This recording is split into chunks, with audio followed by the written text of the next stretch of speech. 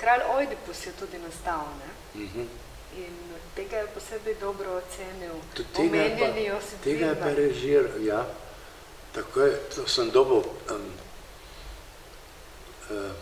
to je pa režiral Dino Radojevič. Ja, tako je. Tako sem ga omenil. In on je, naprimer, ta klasični tekst naredil perfektno. Jaz sem bil krejon, ne? Ja, Krejon. tako je. In se spomnim, da smo gostovali v Ljubljani tle na odprtem Križankah poleti. In je prišel tudi Vidmar. Sem rekel, zdaj, kaj bo ta vrag napisal?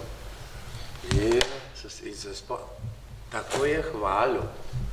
Pa je pa rekel, za Krejona je pa rekel, je bil tak, pa tak, zdaj ne moram se spomniti, pa tak, in tako mora biti, je na koncu zapisal. Tako se igra velike antične tragedije in nič drugače. Ja, tako. Ja. Ja. To je bila velika To je bila pohvala, pa, tako to pa, ostrega takrat sem kritika. pa jaz postal ponosen. Sem rekel, če je pa Vidmar, ki je tako strog kritik, mu je bilo všeč, pa če to hvali, sem rekel, ja pa res smo dober, ne? Ne? Ja. No, ta Poljanec mi je stal v... Lepi vidik. To je bilo fantazija. To je pa režiral Korun, ne?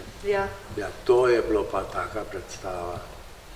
Ampak, a se spominjate, kaj je bilo tako značilno za Korunovo interpretacijo Lepe vide?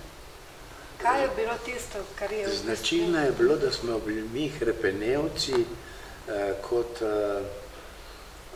tretirani, mi smo kot psihotični bolniki, ker smo bili noter, vsak na svoje postelke v bolnici. Sanatorij, ne? Sanatorij, ja. Sanatorij. In smo sanjali o Lepi vidi in tako naprej. Nepozabno, vam povem, nepozabno. Ker Salieri je bil edini takratni na Dunaju. Salieri, dvorni skladatelj, ne? Edini, ki je vedel, da je Mozart genij. Drugi sploh niso pomislili na to. Salieri je pa to vedel. In to ga je morilo. In on se skozi pogovarja z Bogom, zakaj on, zakaj ne jaz. Zakaj on, zakaj ne jaz, ne? In to gre tako daleč, da publika čaka, da ga bo ubol, ne? Ampak on je bil bolj perversen. On je hodil, ko je bil na smrtni postelji, je hodil k njemu in ko ni mogel več pisati not, je on pisal note. In kaj sta pisala? Rekviem. Vrhunsk.